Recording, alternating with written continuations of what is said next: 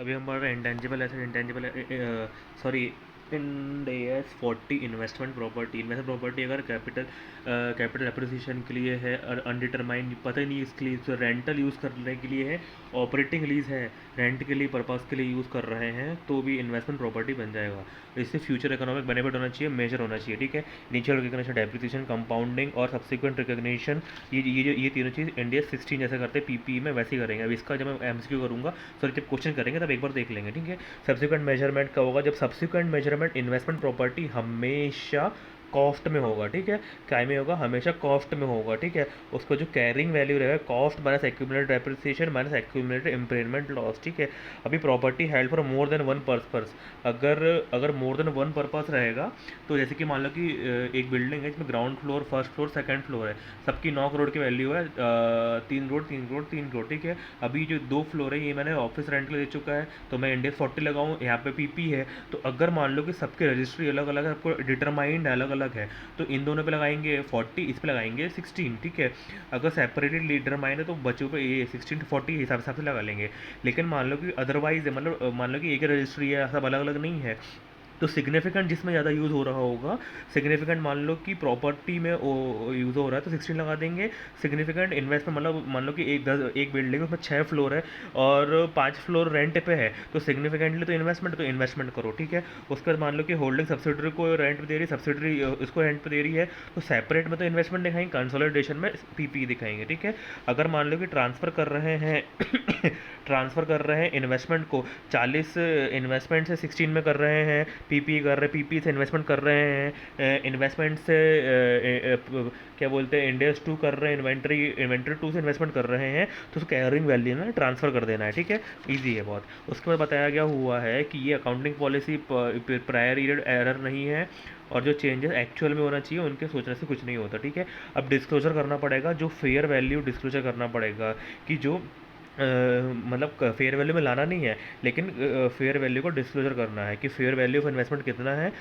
और अगर reliably major नहीं होता है, तो अगर कंस्ट्रक्शन है तो जब रिलायबल मेजर हो जाएगा या फिर कंस्ट्रक्शन कंप्लीट हो जाएगा तब, अदरवाइज डिस्क्लोजर फैक्ट्स करना पड़ेगा क्यों नहीं कर पा रहे हैं, ठीक है। बस फेयर वैल्यू याद रखना, फेयर वैल्यू में डिस्क्लोजर करना पड़ता है, फेयर वैल्यू लाना नहीं है, कॉस्ट में लाते हैं लेकिन डिस्क्लोजर फेयर वैल्यू में करना है, ठीक है। और ये अगर जो भी कौन कौन सी टेक्निक यूज़ करी और कौन कौन से मेथड यूज़ करी, टेक्निक डीसीए मेथड, ये कौन कौन सी मेथड यूज़ किए, rent growth cost of capital कौन कौन से यूज़ किए, वैसा बताना है, ठीक है।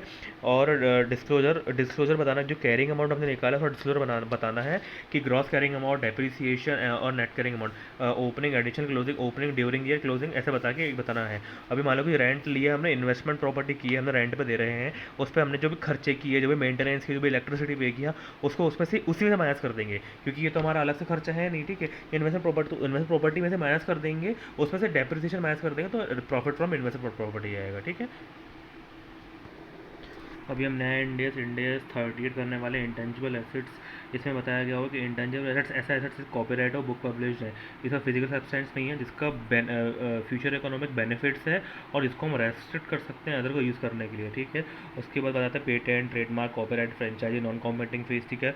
उसके बताया गया हुआ है कि अगर मार्केट साइज, इसको इंटेंजिबल एसेट नहीं बोलेंगे, मार्केट शेयर को इंटेंजिबल एसेट नहीं बोलेंगे, प्रमोशनल एक्टिविटी को नहीं बोलेंगे, स्टाफ ट्रेनिंग प्रोग्राम को नहीं बोलेंगे, cash paid to obtain skill staff ये नहीं बोलेंगे।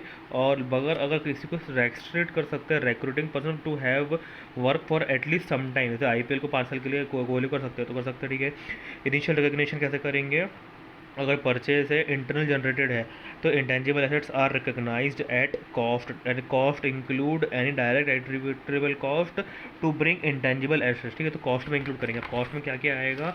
कॉस्ट में आएगा प्राइस मायर trade discount plus import duty plus legal fees plus professional fees plus customisation cost plus testing fees plus employment cost, जो भी सॉफ्टवेयर कोडिंग बनाने को बेचें, प्लस अदर डेवलपमेंट को, रिसर्च फेज को छोड़ के, एंड देन उसके बाद any other directly attributable cost, ठीक है। कौन कौन सी चीज़ें नहीं आएगी?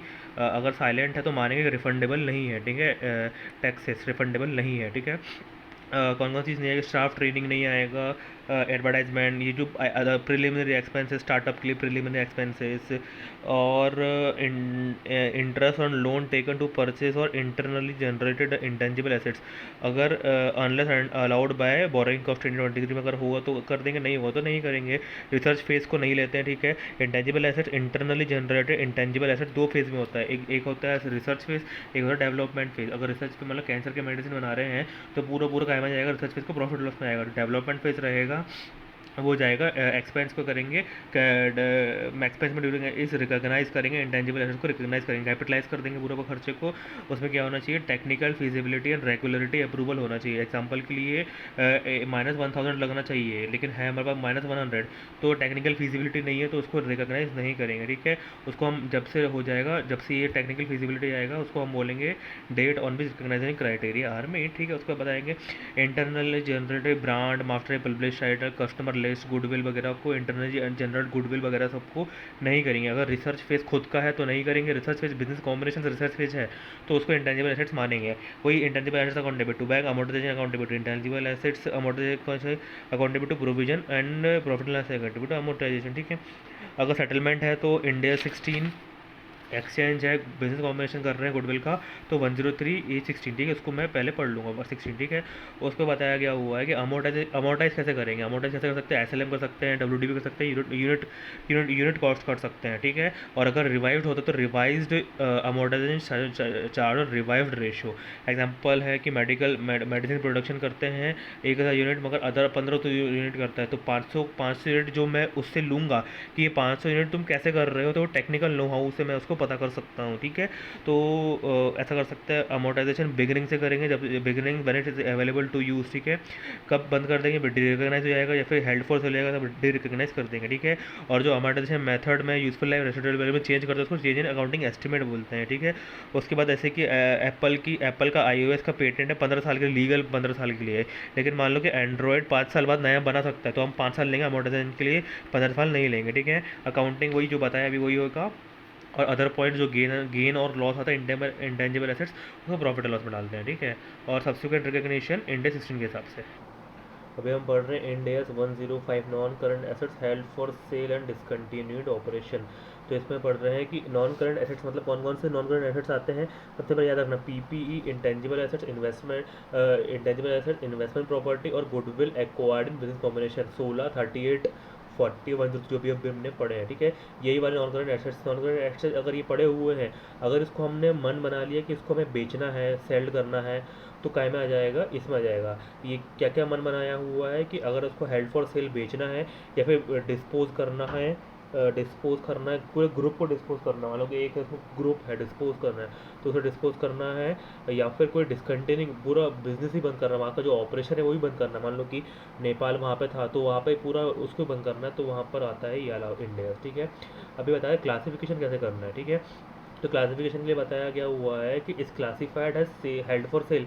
कब क्लासीफाई करेंगे, जब उसका इमीडिएट अवेलेबल सेल करने की कंडीशन में है। वो ऐसा नहीं कि मान लो कि उसमें कुछ हमें खर्चा करना है तो वो उसको छोड़ के तब नहीं करेंगे, जब इमीडिएट सेल कंडीशन में आ जाएगा या फिर हाईली प्रोबेबल है कि बेचना चाहिए तब उसको क्लासीफाई कर देंगे, ठीक है। मेजरमेंट कैसे करेंगे, वही कैरिंग अमाउंट और fair value left cost of sale whichever is lower, तो वो लेंगे हम। और if fair value is lower then difference amount is recognise as impairment lost. Simple सी बात है, अगर मान लो कि पीपी हेल्ड फॉर सेल है 1 लाख, फेयर वैल्यू 80,000 रुपये, तो 80,000 में दिखाएंगे, और जो 20,000 रुपये है उसको इम्पेयरमेंट लॉस दिखाएंगे, ठीक है। उसके बाद जो डेप्रिसिएशन अमोर्टाइजेशन है उसको बंद कर देंगे लगाना, और डिस्पोजल कर देते हैं। डिस्पोजल ग्रुप के लिए मेजरमेंट, डिस्पोजल ग्रुप अगर रहता है तो उसके लिए भी same fair value less cost of sale रहेगा, और impairment loss on disposal group Ind AS 105 will be worn by scoped in non current asset as a follow, ठीक है। ये इसको एक बार देखना पड़ेगा। डिस्पोजल ग्रुप का पहले फर्स्ट गुडविल के लिए करेंगे, जैसे हमने इंडी 36 में पढ़ा हुआ है।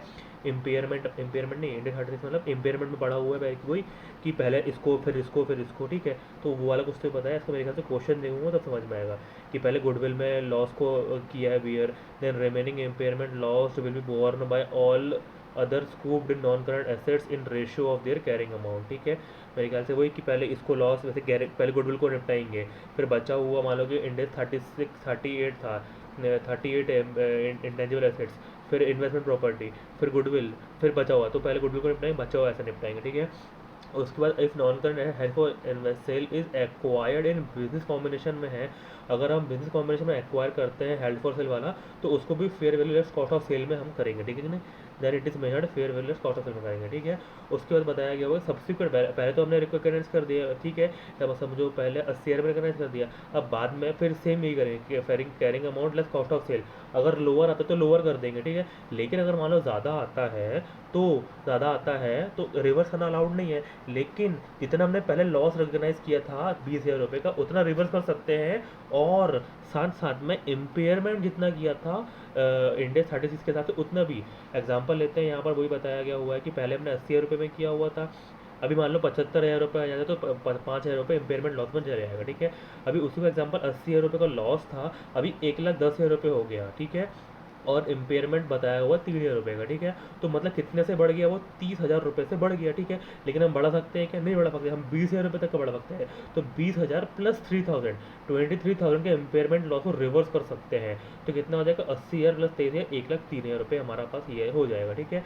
अभी डिस्पोजल ग्रुप के लिए बताया गया हुआ है कि रिवर्सल ऑफ इम्पेयरमेंट लॉस और disposal will be done in all scoop non assets excluding goodwill in the ratio of their carrying amount, ठीक है। ये समझ में आएगा नहीं जब तक देखेंगे नहीं क्वेश्चन, ठीक है।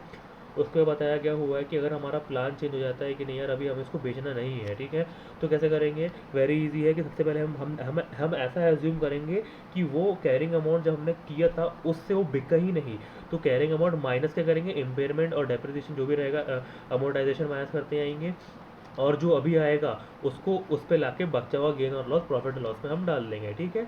ये मैंने जो समझ में आना वो तो बता देना, जैसे मान लो कैरिंग अमाउंट था 1,00,000 रुपये, अभी अमोर्टाइजेशन करेंगे तो जो भी आएगा और जो अभी वैल्यू है उससे हम गेन और लॉस कर देंगे, ठीक है। प्रेजेंटेशन कैसे करेंगे, for non current assets held for cell में जो बताया दिया कि सेपरेट बताएंगे नॉन करंट एसेट्स, और अलग से बताएंगे non current assets held for cell, ठीक है। जो डिस्पोज करने वाले हैं उसमें एसेट और लाइबिलिटी में अलग अलग दिखाना, non current assets held for cell, non current liability held for cell, और उसको नेट ऑफ करना नहीं है, ठीक है। और डिसकंटिन्यूइंग ऑपरेशन है तो डिसकंटिन्यूइंग ऑपरेशन में भी ये तीनों सेम है, एसेट लाइबिलिटी अलग अलग दिखाना, सेट ऑफ करना अलाउड नहीं है। बस जो बताया गया हुआ है कि जो नॉन करंट जो डिसकंटिन्यूइंग ऑपरेशन को प्रॉफिट एंड लॉस, और जो अलग वाला है उसका प्रॉफिट एंड लॉस जो टैक्स है पोस्ट टैक्स उसको अलग अलग निकालेंगे, सेपरेटली निकालेंगे as a single amount of continuing operation, ठीक है। और जो ईपीएस है will be disclose separately for discontinuing operation, ठीक है। तो ये हमारा खत्म होता है Ind AS 105 non current assets held for cell.